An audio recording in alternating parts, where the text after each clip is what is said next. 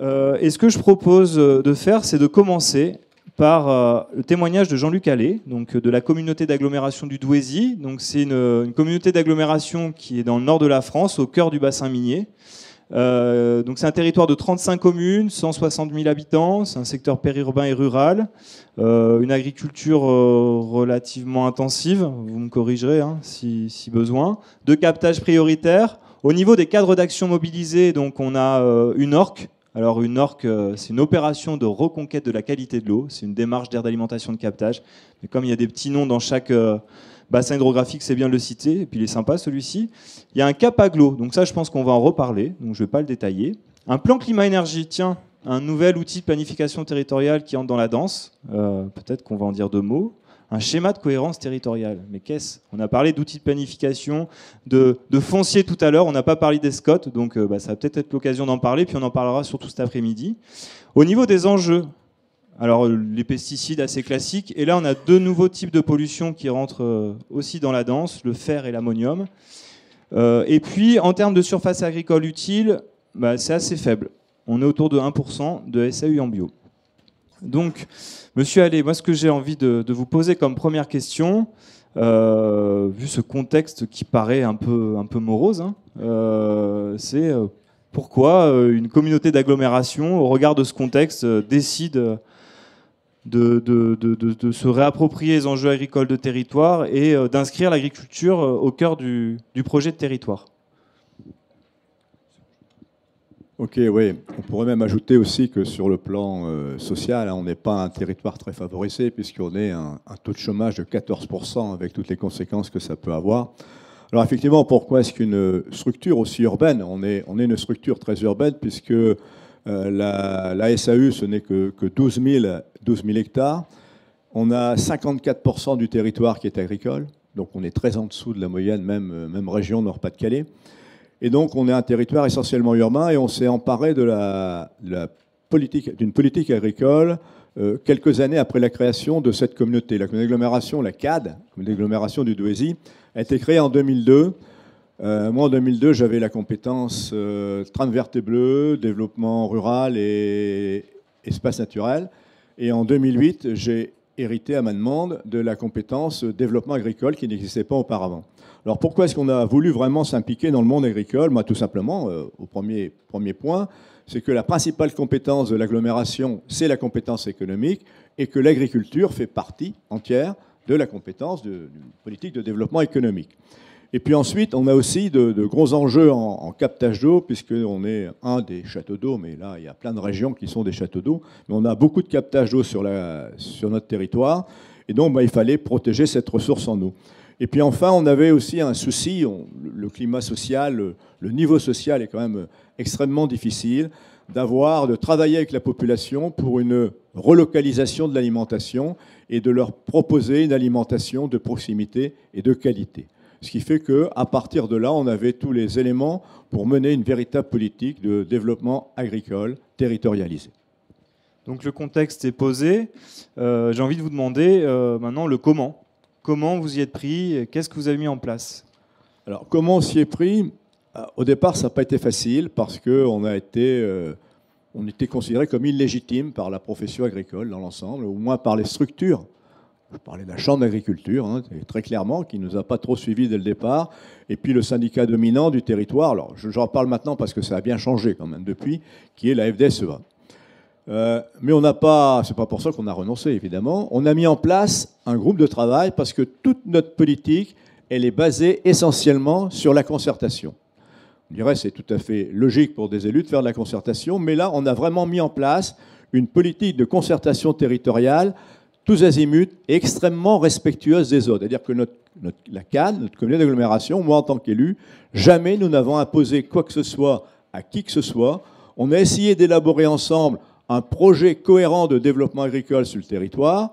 Et à partir de là, toutes les structures agricoles, alors elles étaient 7 ou 8 au départ, aujourd'hui on a une vingtaine de structures agricoles variées et diverses qui ont, vous voyez que dans le monde agricole, il y a, comme je dis souvent, un tas de religions différentes. Toutes les religions sont maintenant autour de la table. On a une vingtaine de structures agricoles variées et diverses qui interviennent sur notre territoire et qui interviennent pour élaborer notre projet de territoire en matière agricole. Alors tout ça, ça a débouché en 2013 sur la signature d'un CAP-AGLO, qui est tout simplement un contrat d'agriculture durable avec le conseil régional, et qui prévoyait non seulement les actions qu'on voulait mettre en place, au moins les orientations qu'on voulait définir, mais qui prévoyait également les financements qui vont avec. Et ça, il a été prévu dès le départ, puisque contractuellement, le conseil régional et la CAD se sont engagés à mettre sur la table 1 million d'euros pendant 3 ans, c'est-à-dire chacune des structures 500 000 euros, pendant 3 ans pour développer une politique de développement agricole. À cela s'est ajouté quelques milliers ou dizaines de milliers d'euros provenant de l'agence de l'eau, provenant du département ou d'autres structures au fur et à mesure qu'on proposait des actions. Bien sûr, ça ne nous exonérait pas d'aller chercher des financements autres que ceux qui étaient prévus au départ. Et donc, comment ça s'est... justement, vous parlez d'action. Donc, c'est le cadre est posé, un CAP-AGLO, une politique agroalimentaire à mettre en œuvre. Voilà. Comment, en termes d'action, concrètement, vous parlez de concertation, vous parlez de... Qu'est-ce qui s'est mis en place et comment ça s'est opéré, voilà, pour en arriver jusqu'au développement de la bio? Alors, pour en arriver au développement de la bio, effectivement, le chemin était long et difficile. Mais là, encore une fois, maintenant, on commence à voir un peu le bout du tunnel. On a d'abord j'ai changé mon discours. Lorsqu'on a discuté avec les organisations syndicales, avec la Chambre, moi, je mettais surtout en avant le développement de la bio à travers l'intérêt pour nos nappes phréatiques. Alors on m'a dit, ah ouais, mais tu as un discours d'écolo, tu as un discours qui ne tient pas compte des problèmes vraiment de l'agriculture. Nous, notre problème dans le monde agricole, c'est un problème économique. C'est vraiment le problème de base, c'est celui-là qu'il faut prendre en compte dès le début. À la réflexion, je pense qu'ils avaient raison. Et donc on a retravaillé notre projet de développement agricole en se basant d'abord sur le développement économique et montrer que l'on pouvait faire une agriculture intéressante sur un territoire où chacun s'y retrouve, aussi bien le consommateur, puisque les consommateurs font partie également de notre concertation, que les agriculteurs qui doivent pouvoir vivre correctement de leur propre production, bien évidemment. Et donc on a commencé par des choses faciles. Moi, je suis toujours partisan de commencer par des choses faciles, c'est plus facile à réussir. Et on a travaillé sur les circuits courts. On a diligenté une étude, il y a un bureau d'études qui est venu, qui a travaillé pendant 18 mois et qui nous a sorti 15 actions à mettre en œuvre pour dynamiser, développer les circuits courts sur le territoire. Et ça a bien fonctionné. Ça a bien fonctionné. Nous, on a apporté des financements avec la région pour permettre des actions qui développent les circuits courts. Ça a été un marché de producteurs, ça a été un guide des producteurs, ça a été une signalétique des points de vente collectifs. Ben voilà, il y a eu un tas de choses. Un marché de producteurs qui est organisé tous les ans par notre collectivité, puis bien d'autres actions, mais qui ont montré qu'on était vraiment, nous, dans un rôle très positif pour le développement économique de notre agriculture. Et aujourd'hui, en matière de vente directe, tous nos producteurs qui font de la vente directe, on a 180 agriculteurs, je ne sais pas si ça avait été noté sur la notice, mais 180 agriculteurs, dont une soixantaine font de la vente directe. La quasi-totalité de ces producteurs qui font de la vente directe ont contractualisé avec nous, parce qu'on avait mis ça comme condition de travail, et aujourd'hui, ils vendent tout ce qu'ils produisent. C'est-à-dire qu'il n'y a pas d'invendus. Aujourd'hui, ils sont saturés, ils arrivent à tout vendre ce qu'ils produisent. Donc ça nous a mis en confiance, c'était vraiment là ce qui manquait entre la collectivité et le monde agricole, c'était ce climat de confiance qu'on a réussi à mettre en œuvre à travers une concertation, à travers des actions qui montraient aux agriculteurs qu'on était là vraiment pour les aider, ce qui ne nous a pas empêché aussi de travailler avec les autres. On ne travaille pas qu'avec ceux qui font de la vente directe. Et un petit peu à la fois, on a tiré la ficelle pour aller plus loin. Par exemple, on a développé une politique d'aide aux reliquats azotés. Vous voyez, les reliquats azotés, les valeurs agronomiques, aujourd'hui, c'est la CAD qui pilote cette action-là au profit des agriculteurs. On fait la totalité, c'est-à-dire on fait l'appel d'offres, puisqu'on est soumis, nous, au Code des marchés publics, on fait les carottages, on fait les analyses, on les paye à 80%, l'agriculteur ne paye que 20%, l'agriculteur reçoit ses résultats, et on met en place, même depuis 2 ans, des formations pour l'utilisation de ces résultats. Et là, donc, un petit peu à la fois, vous voyez, on arrive vers une agriculture plus respectueuse de l'environnement, plus respectueuse de ce qu'elle met sur le sol pour la protection de la nappe phréatique, et progressivement, le climat s'est détendu. Aujourd'hui, on peut parler de bio sans que ça pousse des cris dans la salle. Et on a mis en place une concertation territoriale sur l'agriculture bio. Vous pouvez nous en dire plus là sur cette concertation territoriale autour de la bio et les effets produits sur le territoire? Alors, concertation territoriale sur le bio, bon, on avait quand même, nous, beaucoup d'expérience en matière de concertation territoriale, parce que moi, le schéma de trame verte et bleue, je l'avais conduit de cette façon-là. Notre politique de développement agricole, on l'avait conduit de cette façon-là. Là, simplement, on a mis en place une concertation territoriale axée sur la bio, avec le même principe. Vient qui veut. Alors, bien sûr, on n'a pas envoyé un papier en disant, voilà, vous venez. On a aussi fait tout un travail de terrain, parce qu'il faut aussi mettre les moyens en ingénierie. Non seulement en ingénierie, on a les structures agricoles, mais au niveau de la CAD, on a commencé en 2008 avec une chargée de mission agriculture. Aujourd'hui, on a 4 chargés de mission agriculture à la CAD, une assistante administrative et une direction, une directrice qui gère tout ça. Donc en matière d'ingénierie, on s'est vraiment donné les moyens pour le faire. Et cette concertation territoriale, on a mandaté un bureau d'études pour nous aider à la piloter. Et on a commencé par un forum ouvert qui s'adresse donc à tous ceux qui peuvent être concernés, c'est-à-dire des consommateurs, des producteurs, des transformateurs, des logisticiens, enfin tous ceux qui peuvent être concernés par l'agriculture bio et le développement de l'agriculture bio. Et on leur a demandé de phosphorer pendant une journée sur ce qu'ils pourraient nous proposer de faire. C'est ce qu'ils ont fait. Une centaine de personnes étaient présentes, ce qui était quand même pas mal sur un territoire comme le nôtre. Et ils nous ont fait un certain nombre de propositions, et en particulier, il y a eu 5 groupes de travail qui ont été créés, qui eux également ont travaillé sur des actions.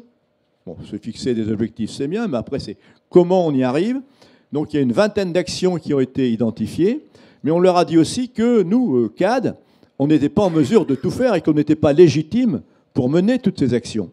Et qu'il fallait donc que les structures les plus importantes, au moins en matière agricole, se positionnent pour assurer la maîtrise d'ouvrage à un certain nombre des actions. C'est-à-dire qu'on a créé un socle de 4 structures, la CAD, bien sûr, le GAM Nord, le Groupement des agriculteurs biologiques du Nord, AproBio, qui, comme son nom l'indique, est une structure chargée du développement de l'agriculture biologique, et la Chambre régionale d'agriculture. Ça, c'est le socle, aujourd'hui, qui est chargé de mettre en œuvre le plan bio qui est sorti de cette concertation territoriale. C'est donc pas un plan bio CAD, dire communauté d'agglomération, mais on a bien un plan bio territorial où les acteurs s'engagent pour le mettre en œuvre. Quelques éléments là sur ce plan bio territorial, des actions concrètes, objectifs. Alors, il y a des actions concrètes et relativement simples à cerner. Par exemple, l'introduction de produits bio et locaux dans la restauration collective. Bon, ça, c'est le schéma classique, mais qui demande énormément de travail. C'est pas si simple. C'est le travail qu'on est en train de mener avec les restaurateurs, avec les traiteurs, avec les bouchers, avec les boulangers, pour qu'ils utilisent des produits et éventuellement qui se mettent aussi à... On a un boulanger qui vient de se convertir à du pain bio. C'est le travail auprès des élus. C'est pas toujours simple non plus, même si sur le plan communautaire, on n'a aucun souci pour créer des postes, pour avoir du financement. Encore faut-il que l'élu soit également actif dans sa commune, par exemple, et surtout au niveau des consommateurs. Au niveau des consommateurs, il y a encore un certain nombre de verrous, surtout avec un niveau social relativement difficile comme le nôtre. On a du travail à faire auprès des consommateurs à travers leurs associations, à travers individuellement même. On va dans les écoles, voir les enfants. On va également dans les centres sociaux. Et puis, c'est aussi tout ce qui a été fait sur le développement des circuits courts. En termes de bilan, là, de développement de surface, en termes de développement de surface, voilà, est-ce que ça a permis cette concertation territoriale, le lancement de premières actions sur le territoire, d'enclencher une dynamique de changement de pratique jusqu'à la bio, même si c'est très récent? Est-ce qu'il y a les feux passent au vert ou Alors, oui, on part de loin. On pouvait faire que mieux, puisqu'on avait en 2010, on était à 0,5% de surface en bio. Sur les 12 000 hectares, il y en avait 60. Et on avait 5 producteurs, 5 maraîchers bio qui existaient. Aujourd'hui, on est à un peu plus de 1%, puisqu'on a 150 hectares qui ont été créés, donc on a doublé. Et on a doublé également le nombre de producteurs, puisqu'il y en a maintenant une dizaine. Alors, 2 en conversion depuis 3 ans, et 3 que l'on a aidé à installer, puisqu'on a également, nous, une politique au niveau de la CAD très active en matière d'installation de maraîchers. Notre politique d'installation ne concerne que les moins de 5 hectares, et on les aide à trouver des terres. On a d'ailleurs, nous, une réserve foncière qu'on a utilisée pour en installer certains. Et on les aide également sur le plan financier. L'aide va jusqu'à 7 500 € pour un jeune qui veut, un jeune ou un moins jeune, puisqu'il n'y a pas de limite d'âge, qui s'installe en maraîchage sur une exploitation de moins de 5 hectares. Et on va la passer cette année, en 2016, à 15 000 € ou 25% des investissements réalisés. Et puis surtout pour ces gens qui s'installent, c'est surtout une aide avant, pendant et après. C'est tout l'accompagnement de avant jusque la commercialisation, ne serait-ce que par exemple de trouver un logement pour la personne qui vient s'installer chez nous en maraîchage, qui ne va pas faire 40 km si elle habite très loin. Et donc on l'aide par exemple à trouver un logement, on l'aide à rentrer en contact avec les acteurs qui l'entourent. Voilà, donc tout ça, ça a permis effectivement de doubler. Alors on est encore très loin de ce qu'on voudrait arriver, on ne s'est pas fixé d'objectifs chiffrés, mais on a encore des marges de progression qui sont énormes. Merci pour ce témoignage. On l'aura compris, une approche globale construite autour des développements de circuits de proximité. Notion de concertation territoriale, je vous invite à aller consulter la fiche sur Douai. Un gros travail forum agricole là, pour co-construire un projet agricole de territoire, c'est assez innovant. Et puis cette notion aussi, mais on en reparlera cet après-midi via les témoignages sur le travail autour travail de sensibilisation autour des élus et autour de la population, la mobilisation des parties prenantes, qui est un point important dans la construction des projets eau et bio. Ce qui fait lien avec Eau du Bassin Rennais, donc merci Daniel d'avoir accepté l'invitation. Donc sur Eau du Bassin Rennais, on est en Bretagne, je vais pas Rennes, la Bretagne. Donc on est sur un territoire de 56 communes, 466 000 habitants, donc c'est une démographie assez importante, c'est un secteur périurbain et rural. Il y a 3 captages prioritaires Grenelle. Au niveau des cas d'action mobilisés, assez classique, tout ce qu'on voit depuis ce matin. Les masses d'eau, c'est pareil, l'enjeu idem. Les productions dominantes, on est plutôt sur de l'élevage, autour du lait, du porc, de la volaille. Et puis donc une surface agricole utile assez importante aussi, 114 000 hectares. Et une surface agricole utile en bio, on va dire en pourcentage faible, mais en surface quand même assez importante, puisque là on est à un peu plus de 2500 hectares quasiment. Voilà. Depuis les années 70, au niveau du territoire, il y a une dégradation de la qualité de l'eau qui est constatée. Depuis les années 90, un certain nombre d'actions qui ont vu le jour pour lutter contre les pollutions ponctuelles et les pollutions diffuses, avec des résultats mitigés. Vous avez décidé il y a quelques années d'axer sur 2 thématiques, enfin deux leviers d'action, le foncier et la valorisation économique. Alors je vais aller un peu plus loin puisque c'est ça maintenant, des produits issus des champs captants, ce qui est assez nouveau. J'aimerais que tu nous résumes la politique qui est mise en œuvre en termes de valorisation des produits issus des champs captants, cette politique économique mise en œuvre par Eau du Bassin Rennais. Oui, bonjour à tous. Oui, donc du coup, pour revenir un petit peu sur le contexte, effectivement, c'est des grands bassins versants, donc, comme a souligné Dikran, comme partout en Bretagne, mais aussi le cas d'autres collectivités présentes aussi aujourd'hui. Donc, par rapport à Munich, l'exemple de Munich, 6 000 hectares, là, on est dans une situation très différente, effectivement. Donc, avec néanmoins à l'esprit, et là je souscris complètement à l'idée du président de voyager, d'aller prendre aussi l'expérience ailleurs dans d'autres contextes, que ce soit dans une autre région française ou ailleurs en Europe. Donc ça, c'est un axe prioritaire. Et puis, la deuxième chose aussi, c'est qu'on s'inscrit aussi parfaitement dans le cap que nous a montré aussi Gilles Billen tout à l'heure du CNRS. Et donc, l'approche globale côté, en fait, production, alimentation, consommation.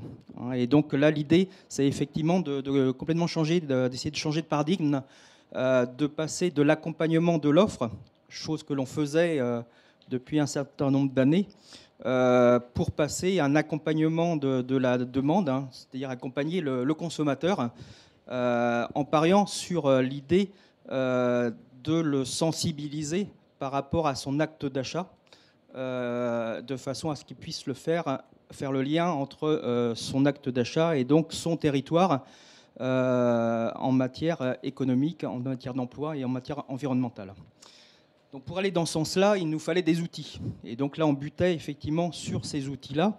Et comme a dit Sylvain tout à l'heure, l'expérience de Munich, elle est intéressante, mais elle s'inscrit dans un contexte pourtant européen, mais en dérogeant aux règles européennes, tant du côté de la PAC que du côté du Code des marchés publics.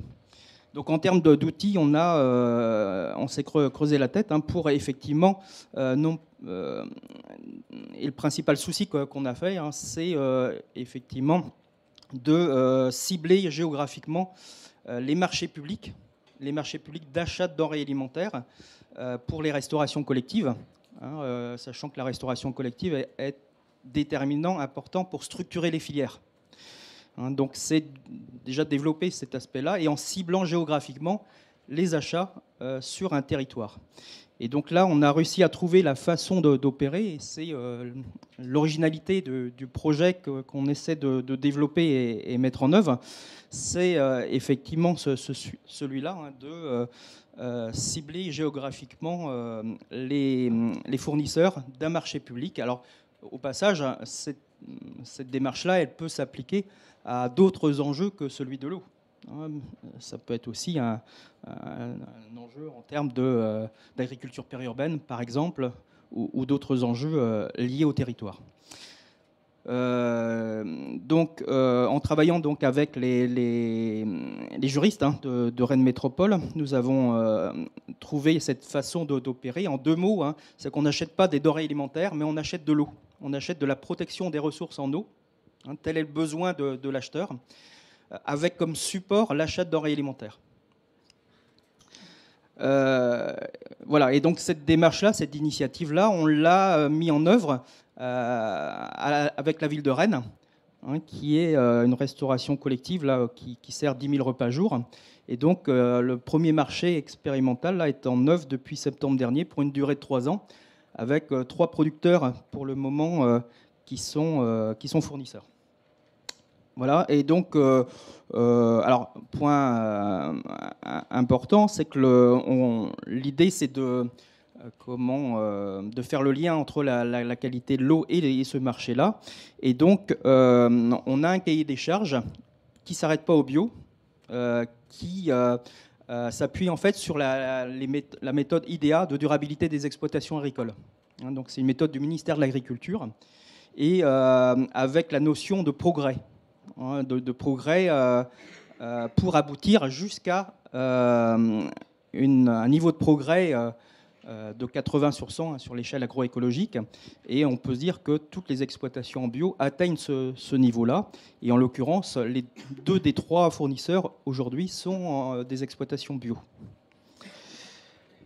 Là, tu étais sur la marque de territoire ? Alors, juste avant de passer à la marque de territoire, c'est qu'on est en train de travailler pour élargir cette expérience pour regrouper toutes les restaurations collectives publiques et privées du bassin rennais, qui représentent 170 000 repas jour.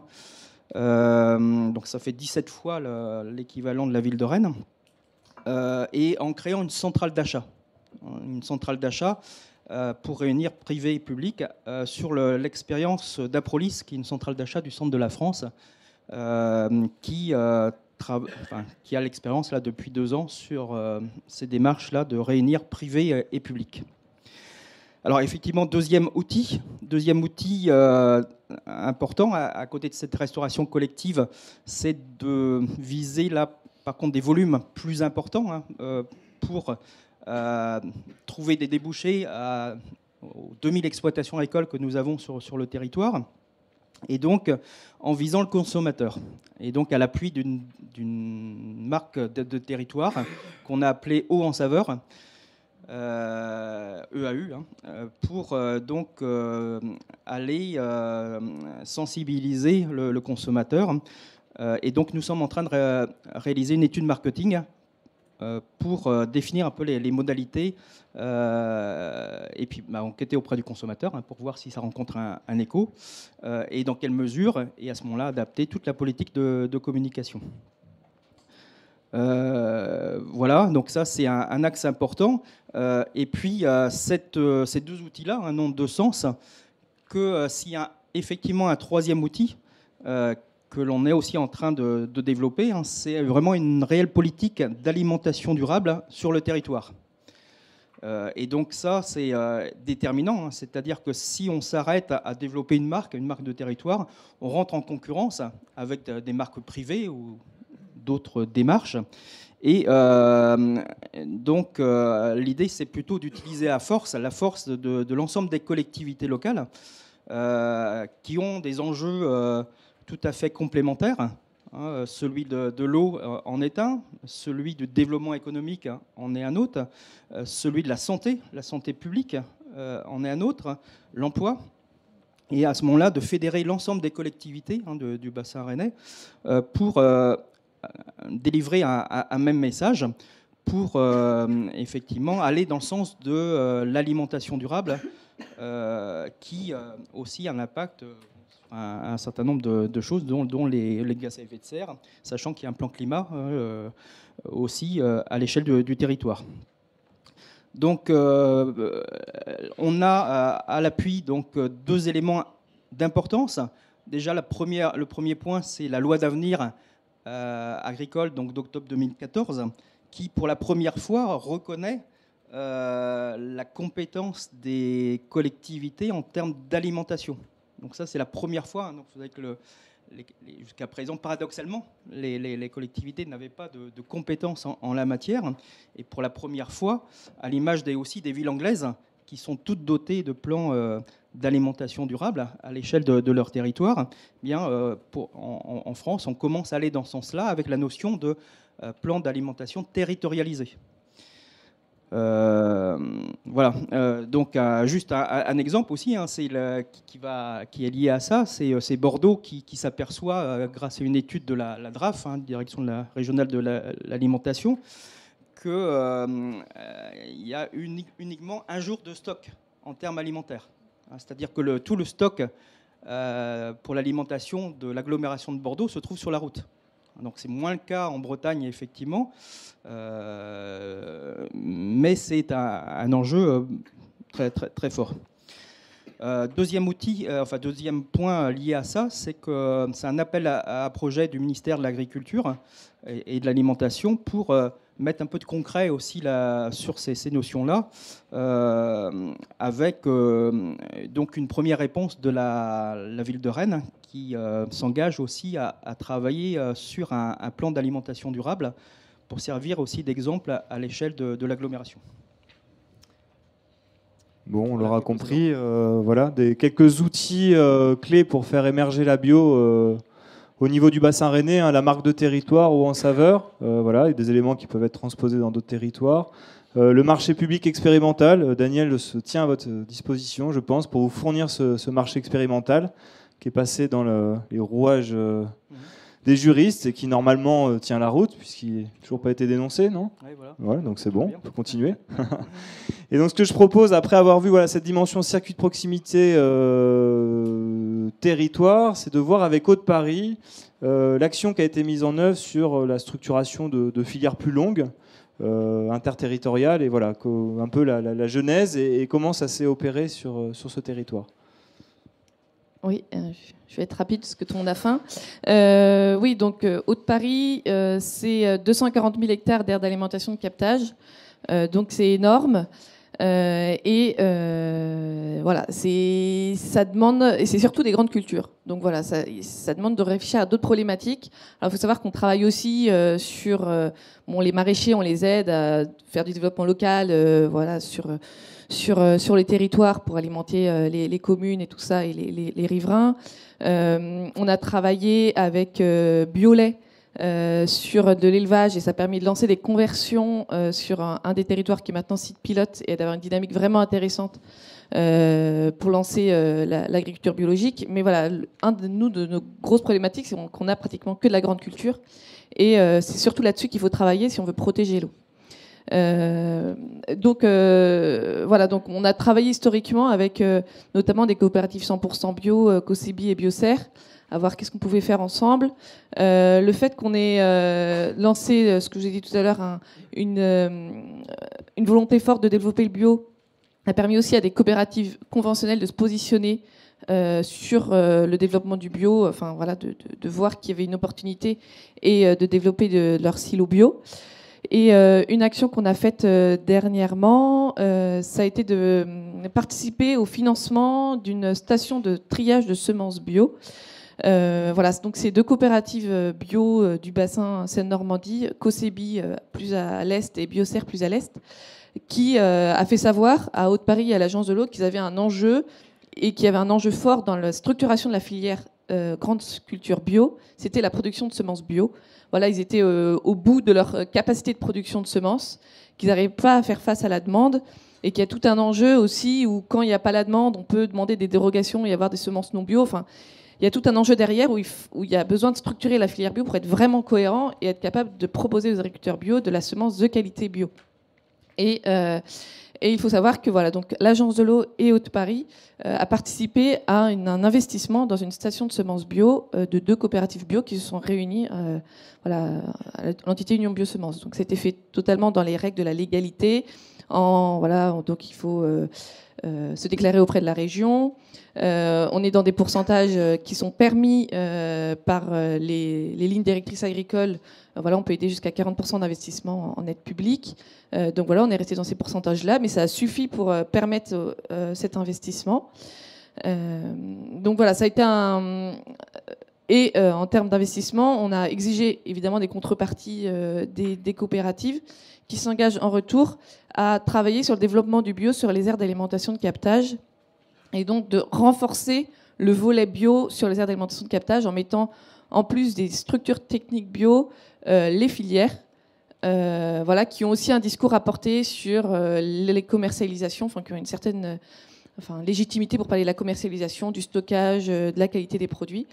Des débouchés, des prix et tout ça. Et donc, voilà, cette contrepartie permet d'engager encore plus le développement du bio sur le territoire. Voilà, notamment, donc, ils ont embauché 2 personnes au sein de leur structure, aidées par l'Agence de l'eau, et qui vont voilà, parler de la bio aussi sur les aires d'alimentation de captage. En termes de dynamique de changement de pratique, est-ce que vous commencez à sentir l'effet de ce choix d'accompagner les filières, qu'elles soient de proximité ou longues ? C'est toujours compliqué parce que c'est assez récent. Voilà, les embauches sont assez récentes. Et que c'est vrai que c'est difficile de faire le lien filière qualité de l'eau. Et c'est difficile pour une collectivité de défendre ça auprès des élus, d'agir pour les filières. C'est difficile aussi pour l'Agence de l'eau. D'avoir les arguments pour dire voilà, les filières protègent l'eau. C'est quand même voilà, pour ceux qui n'y connaissent rien, c'est quand même un gros voilà, c'est un peu compliqué.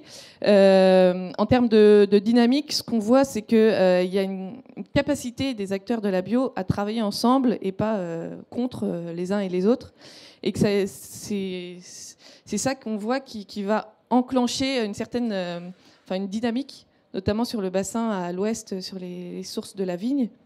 On voit vraiment que les acteurs de la bio travaillent ensemble et ils offrent quand même une certaine légitimité face aux agriculteurs conventionnels. On voit qu'il y a une vraie organisation, il y a du conseil pour tout, pour l'élevage, pour le lait, pour les semences, pour tout, et qu'il y a toutes les réponses qui peuvent être apportées aux agriculteurs conventionnels.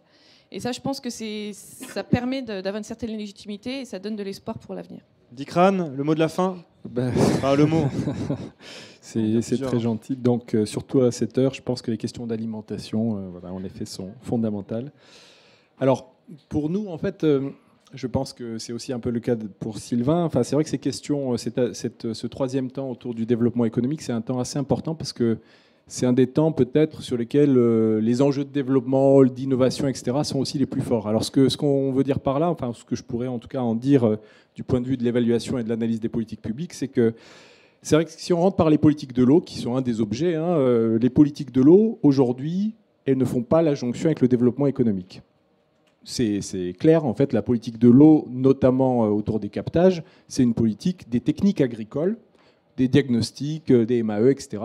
Mais éventuellement de l'accompagnement, mais des producteurs, plutôt de l'amont, etc. Mais l'aspect aval, il n'est pas dans la politique de l'eau. Et d'ailleurs, la plupart des programmes d'action sont plutôt des programmes d'action à court terme, parce qu'il faut qu'on donne à voir des résultats par rapport à la DCE, montrer qu'on est, d'un point de vue procédural, qu'on avance. Donc c'est quand même la tendance dominante. Même si on peut faire une place à ce développement économique aussi dans la question de la politique de l'eau. Mais les cadres ne sont pas organisés tellement dans cet esprit-là.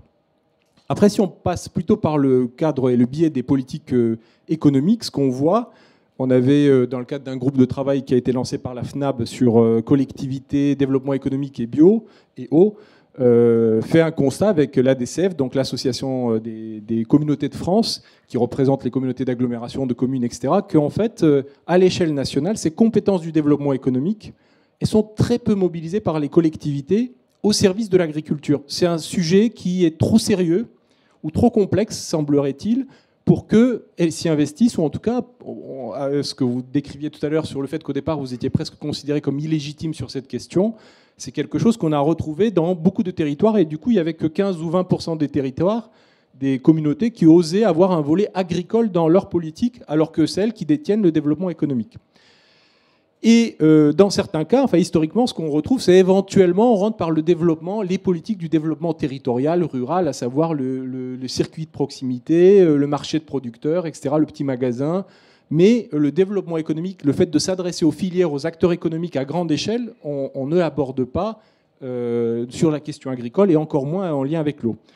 Or, un des problèmes de fond, quand vous allez essayer de comprendre ce qui se passe au niveau de cette politique-là, c'est que la question, elle est posée avant tout comme une question de compromis social entre l'eau et l'agriculture, entre l'eau et l'économie. C'était ce que vous décriviez en disant je défendais au départ la bio comme sous un argument eau, et en même temps, après, j'ai changé de discours en la défendant sous un argument économique. Et en effet, vous avez plein de territoires où on vous répond mais vous voulez faire de l'eau ou l'excellence de notre filière sucrière, exportatrice, etc. L'eau, par rapport à ça, c'est une petite valeur, entre guillemets, par rapport à l'économie des territoires. Du coup, cette question de l'économie, elle est fondamentale pour donner de la légitimité, ce dont parlait aussi Marguerite Marie, et de la crédibilité à l'action que vous menez, et encore plus, bien sûr, avec la bio, derrière tout ça. Du coup, les constats qui sont faits autour de ces politiques, c'est qu'on aurait plein de choses à développer, à organiser, en termes de synergie entre ces volets des politiques de l'eau et les politiques d'économie, de développement territorial, etc. Mais tout est organisé. Et aujourd'hui, ça supposerait d'aller vers de nouveaux outils, de nouvelles compétences qui sont peu saisies et mobilisées au service de ces sujets-là. On a des compétences qui recoupent avec différents services des collectivités. Du coup, il y a de plus en plus d'ailleurs de communautés d'agglomération, de communes qui se mettent sur ces sujets. Et ce n'est pas que des questions, enfin des compétences là, de technique et d'agronomie. On a aussi des compétences économiques, par exemple, qui sont mobilisées sur ces questions-là. Ou d'aménageurs, dans certains cas. On a aussi de nouveaux partenariats organisés de plus en plus avec des acteurs de filière qui étaient peu présents, ou alors ils étaient présents uniquement au titre du conseil agricole et des techniques, encore une fois, mais pas au titre des types de production qu'ils mettaient en place. Et aussi de nouvelles familles de financement, sans doute, qui sont à mobiliser, à savoir, on peut aller regarder du côté des programmes leaders, du côté d'autres familles de programmes qui sont normalement hors champ de l'eau, mais qui pourraient tout à fait être mises en synergie, comme le font beaucoup de territoires, pour développer de la bio et de l'eau sur les territoires.